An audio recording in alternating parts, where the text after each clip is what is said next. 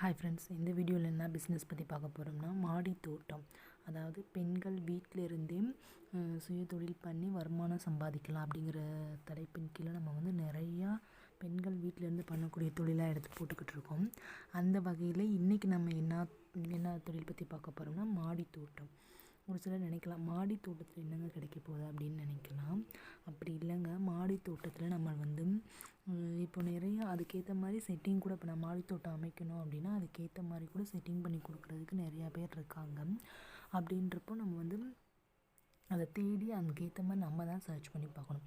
அப்படி சப்போஸ் நம்மளுக்கு அவ்வளோ செலவழிக்கலாம் முடியாது அப்படின்னு நினைக்கிறவங்க தாராளமாக நம்ம வீட்டில் இருக்க பக்கெட்டு, ட்ரம், இந்த மாதிரி எந்த பொருள் வேஸ்ட்டாக இருந்தாலும் அதில் மண்ணை ஃபில் பண்ணி தாராளமாக நம்மளுக்கு வந்து தேவையான காய்கறிகள் நம்மளே உற்பத்தி பண்ணிக்கலாம். எக்ஸாம்பிளுக்கு வந்து நம்ம என்னென்ன காய்கறினா சின்ன சின்ன காய்கறினால் கத்திரிக்காய், தக்காளி, அப்புறம் பாவக்காய், வெண்டைக்காய், இந்த மாதிரி சின்ன காய்களாக என்னென்ன காய்கள் விளையுமோ அந்த மாதிரி காய்களாக சூஸ் பண்ணி நம்ம வந்து தாராளமாக மாடி தோட்டம் வளர்க்கலாம். இது 100% உண்மை. நிறையா பேர் இந்த மாதிரி பண்ணிக்கிட்டு தான் இருக்காங்க. அவங்க வந்து அவங்களுக்கு மட்டும் யூஸ் பண்ணிக்கிறாங்க. ப்ளஸ் எக்ஸ்ட்ரா வர காய்கறியில் பக்கத்தில் சேல்ஸும் பண்ணுறாங்க கடைகளில் போய் மொத்த மார்க்கெட்டில். இது உண்மையாகவே ஒரு நல்ல தொழில் தான். பெண்கள் வீட்டில் இருந்து தாராளமாக இதை பண்ணலாம்.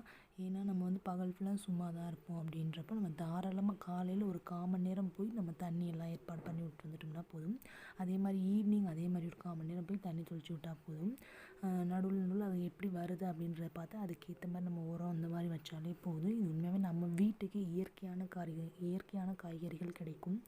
ப்ளஸ் நம்ம அடுத்தவங்களுக்கு சேல்ஸ் பண்ணுறதா இருந்தாலுமே அது இயற்கையான வெஜிடபிள்ஸ் அப்படின்னாலே அதுக்கு வந்து கொஞ்சம் டிமாண்ட் அதிகமாக தான் இருக்குது. ஏன்னா இப்போ உள்ள சூழ்நிலையில் இயற்கையான வெஜிடபிள் அப்படிங்கிறது சத்தியமாக கிடைக்கவே இல்லை எங்கேயுமே. ஏன்னா செயற்கையான உரம், செயற்கையான இதில் ஆயிடுச்சு விதையுமே.